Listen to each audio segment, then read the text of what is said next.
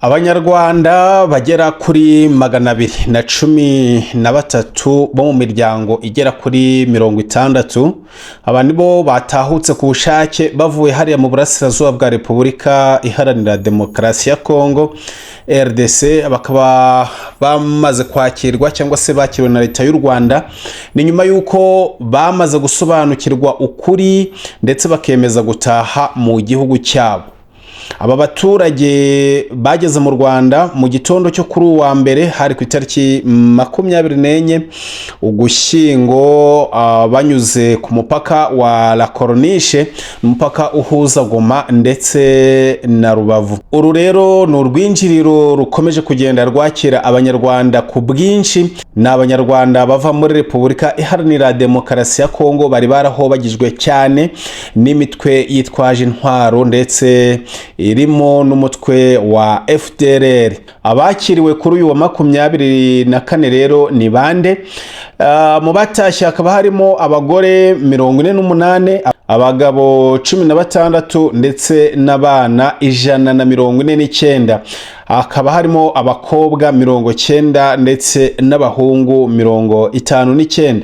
Aba baturage batahutse rero, abenshi muri bo nta numwe wari warageze mu Rwanda uretse kumva gusa babwira ko mu Rwanda ariho iwabo, ariko nanone batarigera bahakandagira n'umunsi numwe. Benshi bavuze ko bari bafite ubwoba bwo gutaha bitewe ngo n'amakuru atariyo babwirwaga na FDLR, ndetse banaterwaga ubwoba ko uza cyangwa uhunguka agataha mu Rwanda ahita yicwa cyangwa se agafungwa nta mpamvu. Bakiriwe gute rero? Bageze ku ruhande rw'u Rwanda bakiriwe na meya wa Rubavu, yitwa Prosper Murindwa. Bakiriwe kandi n'umuyobozi wa HCR mu Rwanda. Aba bayobozi babahaye ikaze, babizeza ko bagiye kubona igihugu cyabo nk'uko kiri koko. Aba bayobozi babahaye ikaze, banabizeza ko bagiye kubona igihugu cyabo nk'uko kiri koko, ngo kuko gitekanye kandi gifite amategeko arengera buri muturage. Bamwe mu batahutse bavuze ko batunguwe no kubona neza ukuri ku gihugu cyabo, kuko ibyo babyirwaga n'imitwe yitwaje intwaro bari muri Repubulika Iharanira Demokarasi ya Kongo ko ntaho bihuriye nuko u Rwanda rumeze nk'uko bari kurubona. Mu buryo bw'imibereho hari uko bakiriwe ndetse n'uburyo bafashijwemo, kuko nyuma yo guhabwa ikaze bahise bajyanwa mu nkambi ya Kijote. Ni inkambi iherereye mu karere ka Nyabihu. Aho rero niho bakoreye ibikorwa by'ibanze nk'uko bisanzwe bikorerwa n'abandi bose. Ni ibikorwa bitatu by'ingenzi bituma aba batahutse bashobora kuba bafata ubuzima bw'ibanze. Igikorwa cya mbere ni ugusuzuma ubuzima, aho abafite ibibazo by'uburwayi bahita boherezwa kwa muganga bakitabwaho. Icya kabiri ni bijyanye n'irangamimerere, aho bandikwa mu bitabo by'irangamimerere, ndetse abagejeje igihe cyo gufata indangamuntu bagahita bafotorwa kugira ngo bazabashe kubona indangamuntu.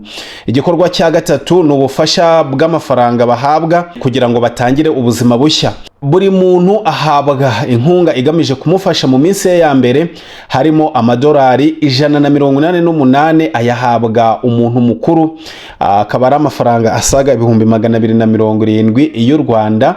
Hari kandi amadolari 113 ahabwa umwana, ni ukuvuga umuntu wese uri munsi y'imyaka 18. Aya akaba ari amafaranga asaga 160 y'amafaranga y'u Rwanda. Hakandi hiyongeraho ibiribwa biba bifite agaciro kagera ku 45,000 by'amafaranga y'u Rwanda. Ubu ni ubufasha butuma umuryango ubasha gutangira ubuzima bushya mu gihe utegereje gusubira mu muryango cyangwa mu mudugudu bakomokagamo.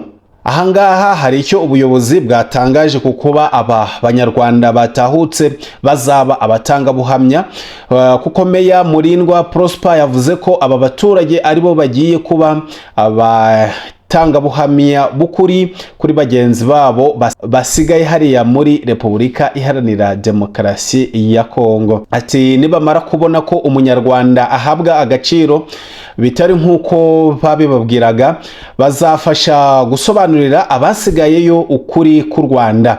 Abagore n'abana bazabona uburyo barindwa ndetse n'uburyo ubuzima bwubahirizwa, bityo ayo makuru azabahindura abatangabuhamya beza. Ibyo rero ni ibyavuzwe na Meya Murindwa Prosper w'akarere ka Rubavu. Yanavuze ko hari n'abazahita bahamagara abagabo babo, inshuti ndetse n'abavandimwe baba basigaye hariya muri Repubulika Iharanira Demokarasi ya Kongo, bababwire uburyo bameze neza kandi batekanye, ibizabakururira nabo kuba bahindura umutima bakava ku izima bagataha mu rwababyaye. Naho umuyobozi wa HCR mu Rwanda, uyu yitwa Ritus Krosh, yashimiye icyemezo cyabo cyo kugaruka mu gihugu cyabo. Ati muri hano mu Rwanda ati hari amahirwe menshi kuko abana baziga, muzabona ubuvuzi bwemewe, muzabona amahoro ndetse n'umutekano.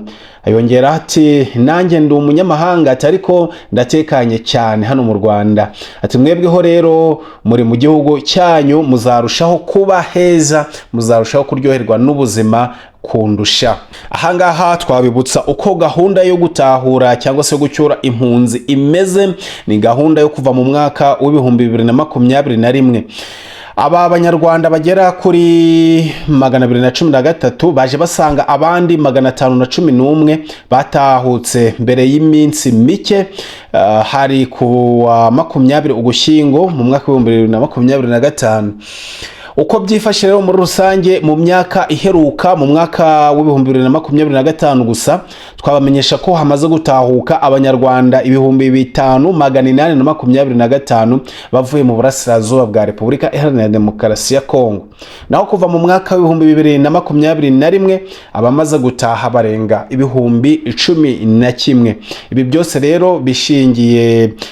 rero bishingiye ku myanzuro yafatiwe mu nama yabereye Addis Abeba hagati y'u Rwanda, Repubulika Iharanira Demokarasi ya Kongo ndetse n'umuryango mpuzamahanga ushinzwe gucyura impunzi cyangwa se ushinzwe kwita ku mpunzi witwa HCR. Intego ni ugufasha, intego icyo gihe yari ugufasha abanyarwanda bose bashaka gutaha ku bushake. Niyo mpamvu muri kubona ibingibi biri kugenda bigerwaho.